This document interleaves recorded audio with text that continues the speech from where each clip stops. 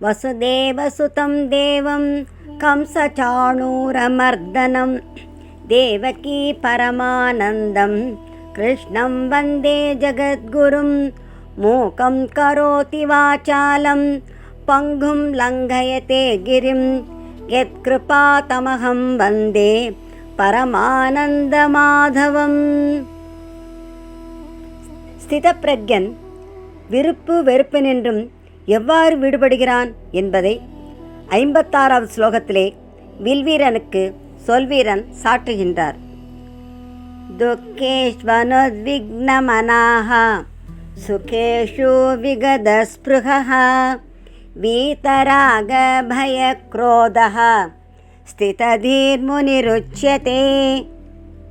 துக்கேஷு துன்பங்கள் ஏற்படும் பொழுது அனுத்விக்னமனாக எவருடைய மனம் கலங்குவது இல்லையோ, சுகேஷு விகதஸ்பிருஹா சுகங்களை அடையும் பொழுது அவற்றில் சிறிது கூட ஆசை கொள்வதில்லையோ, வீத ராக பயக்ரோதகா எவருக்கு விருப்பு பயம் கோபம் ஆகியவை முற்றும் அற்றுப்போகின்றனவோ அப்பேற்பட்ட முனிவன் ஸ்திததீகி ஸ்திதப்பிரக்ஞன் என்று உச்சத்தே கூறப்படுகிறான். துக்கேஷு அனுத்விக்னமனாக என்று கூறப்பட்டது. துக்கங்கள் பலவிதம். ஆத்தியாத்மிக துக்கம், ஆதி பௌதிக துக்கம், ஆதி தெய்வீக துக்கம் என்றெல்லாம் கூறப்படுகிறது. சோக மோகங்களால் மனதில் ஏற்படும் துக்கம், பல்வேறு வியாதிகளாலோ மற்ற காரணங்களாலோ உடலில் உள்ள உறுப்புகளில் ஏற்படும் வலியின் காரணமாக ஏற்படுகின்ற துக்கம், இவை அனைத்தும் ஆத்தியாத்மிக துக்கம் என்று கூறப்படும். பிற மனிதர்களாலோ விலங்குகளாலோ பறவைகளாலோ விஷப்பூச்சிகளாலோ ஏற்படுகின்ற துக்கம் ஆதி பௌதிக துக்கம் எனப்படும். இடி மின்னல் மழை புயல் அக்னி போன்றவற்றால் ஏற்படுகின்ற துக்கம் ஆதி தெய்வீக துக்கம் எனப்படும். இவற்றை தவிர நமக்கு பிரியமானவர்களை எதிர்பாராமல் பிரிய நேரிட்டாலும், காரணமில்லாமல் பிறரால் அவமானம் ஏற்பட்டாலும், உறவினர்களாலும் நண்பர்களாலும் புறக்கணிக்கப்பட்டாலும் பல்வேறு விதமான துக்கங்கள் எல்லாம் ஏற்படும். சில சமயத்திலே பெரிய துயரங்கள் ஒரே சமயத்தில் வரும். ஆனால் அவற்றால் ஞானி பாதிப்பு அடைவதில்லை.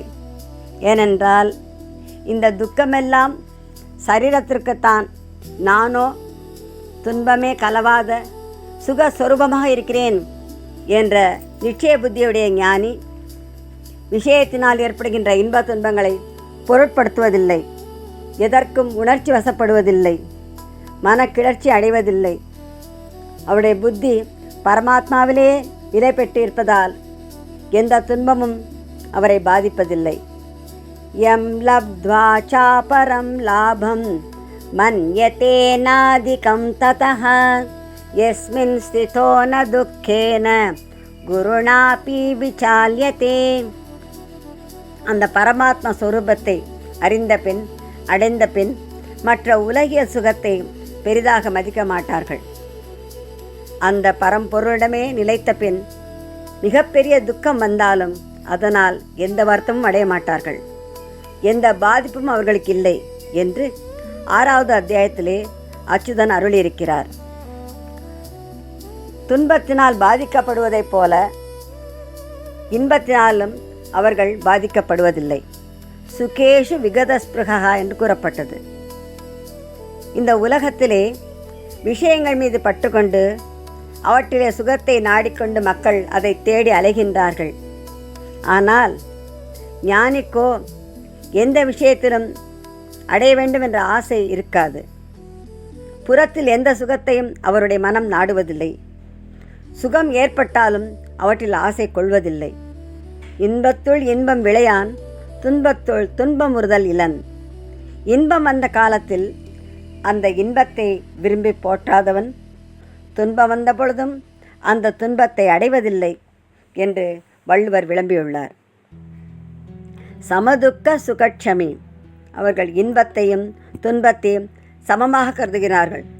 அப்பேற்பட்ட பக்தர்கள் சமத்துவ பாவத்தை எவ்வாறு அடைகிறார்கள் என்பதை பல ஸ்லோகங்களிலே சத்குருநாதன் சாட்டியுள்ளார். இன்பத் துன்பத்தை சமமாகின்ற அவர்களும் பற்று, பயம், கோபம் ஆகியவை நீங்கியவர்களாக இருக்கிறார்கள். ஆகையால் வீதராக பயக்ரோதாக என்று கூறப்படுகிறார்கள். ஒரு பொருளை அடைய விரும்புவதற்கு ஆசை என்று பெயர். அடைந்த பொருள் மீது பற்று ஏற்படுகின்றது. அற்றது பற்றெனில் உற்றது வீடு என்று நம்மாழ்வார் நவின்றுள்ளார். உலகியல் பொருட்களில் பற்றை விட வேண்டும் என்றால் அதற்கு என்ன வழி? பற்றுக பற்றற்றான் பற்றினை, அப்பற்றை பற்றுக பற்று விடற்கு. வேண்டுதல் வேண்டாமை இல்லாத, எதிலும் பற்றில்லாதவனாக விளங்குகின்ற எம்பெருமானுடைய திருவடிகளை பற்ற வேண்டும். அவ்வாறு அவரை பற்றினால் மற்ற உலகப் பற்றெல்லாம் நீங்கும் என்பது பொய்யாமொழி. பற்று நீங்கிய பின் பயமும் நீங்கும். பயம் எப்பொழுது உண்டாகிறது? நம்முடைய உறவினர் நம்மை விட்டு பிரியக்கூடாது என்ற எண்ணத்தினால் பயம் ஏற்படும். இந்த பொருட்களெல்லாம் என்னுடைய பொருள், இந்த பொருட்களை விட்டு நான் பிரியக்கூடாது என்று நினைப்பு பயத்திற்கு காரணமாக இருக்கிறது. இந்த உலகில் எதுவுமே நமக்கு சொந்தமானதல்ல. ஈஷாவாஸ்யம் இதகும் சர்வம், இந்த உலகம் அனைத்துமே இறைவனுடையது என்று அறியும் பொழுது எந்த பொருளிலுமே என்னுடையது என்ற அபிமானம் இருக்காது. ஆகையால் அதை பிரிய நேரிடுமே என்ற பயமும் இல்லாமல் போகும். கோபம் எப்பொழுது உண்டாகிறது? நம்முடைய ஆசை நிறைவேறாமல் இருக்க யாராவது தடை செய்தால் அவர்கள் மேலே கோபம் வருகிறது. இந்த கோபத்தையும் அகற்ற வேண்டும். காம க்ரோதஷ்ச லோபஷ்ச தேகே திஷ்டந்தி தஸ்கராஹ ஞானரத்னாபஹாராய தஸ்மா ஜாக்ரத ஜாக்ரதஹ. நமக்கு பகைவர்களும் திருடர்களும் வெளியில் இருப்பதாக எண்ணுகின்றோம். உண்மையில் அவர்கள் தேகே திஷ்டந்தி தஸ்கராக, அந்த திருடர்கள் உடலிலே இருக்கிறார்கள். யார் அந்த திருடர்கள்? காம குரோதஷ்ட லோபஷ்ட, காமம், குரோதம், லோபம் ஆகிய 3 திருடர்கள் இருக்கிறார்கள். வெளியிலிருந்து வருகின்ற திருடர்கள் வீட்டில் இருக்கின்ற பொருட்களை எல்லாம் கவர்ந்து செல்வார்கள். ஆனால் இந்த திருடர்களோ ஞான ரத்ன அபகாராய, ஞானம் என்னும் ரத்னத்தையே அபகரிக்க பார்க்கிறார்கள். ஆகையால் உள்ளம் நாம் மிகவும் ஜாக்கிரதையாக இருக்க வேண்டும் என்று பகவான் ஆதிசங்கரர் அருளியிருக்கின்றார்.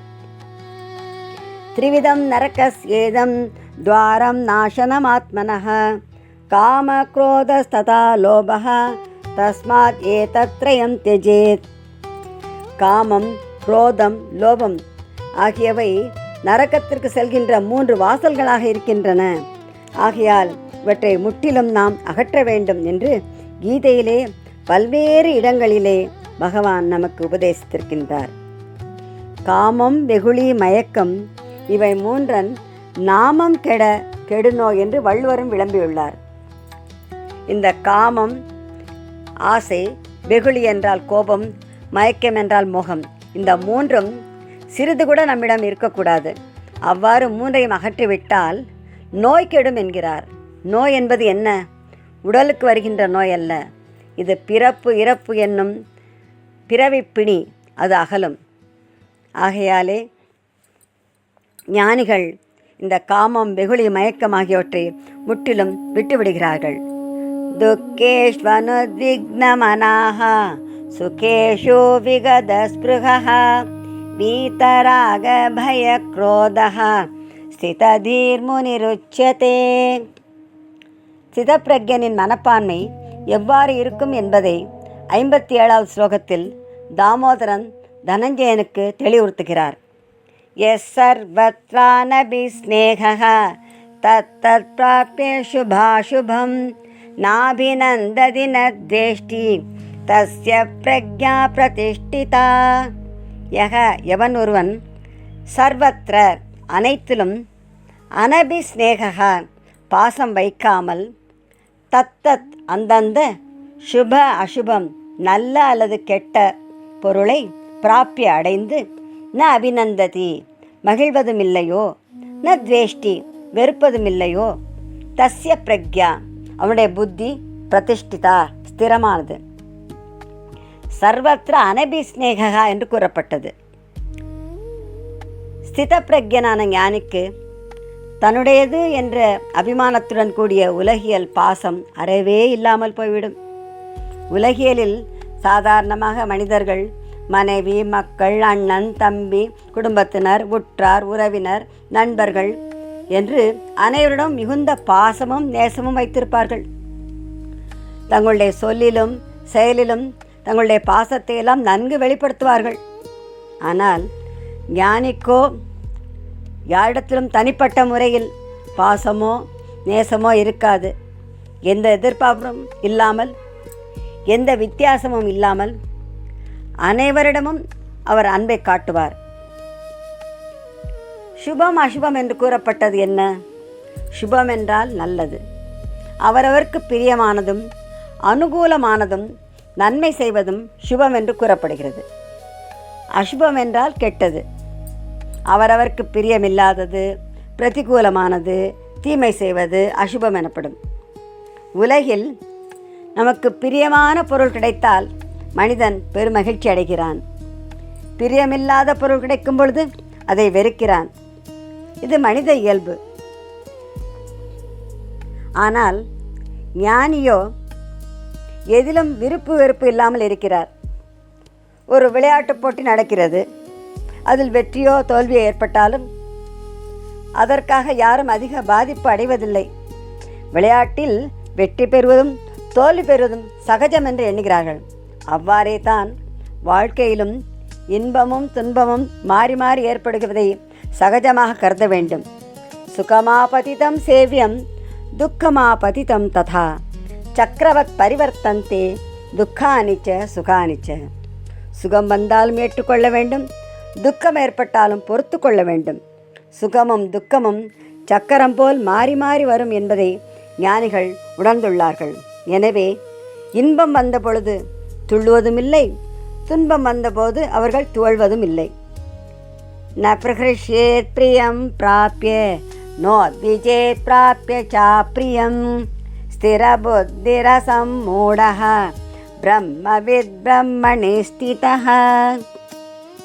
நிலைத்த மதியுடைய பிரம்மஞானி விருப்பமானதை அடையும் பொழுது மகிழ்ச்சி அடைவதில்லை, விரும்பாததை அடையும் பொழுது துன்பப்படுவதும் இல்லை என்று கீதையின் 5வது அத்தியாயத்திலே அகில நாயகன் அருளியிருக்கிறார். சிதப்பிரக்ஞனான ஞானிக்கு அனுகூலமான வஸ்துவின் சம்பந்தம் ஏற்பட்டாலும் அவருடைய உள்ளத்திலே மகிழ்ச்சி ஏற்படுவதில்லை. பிரதிகூலமான வஸ்து வந்தாலும் சிறிது கூட வெறுப்போ துக்கமோ ஏற்படுவதில்லை. ஏனென்றால் ஞானியுடைய புத்தி எப்பொழுதும் ஸ்திரமாக பரமானந்த ஸ்வரூப அந்த பரமாத்மாவிலேயே லயித்திருக்கிறது. சர்வத்ரானபிஸ்நேகः தத்தத்ராப்ய சுபாசுபம் நாபிநந்ததி ந த்வேஷ்டி தஸ்ய பிரக்ஞா பிரதிஷ்டிதா.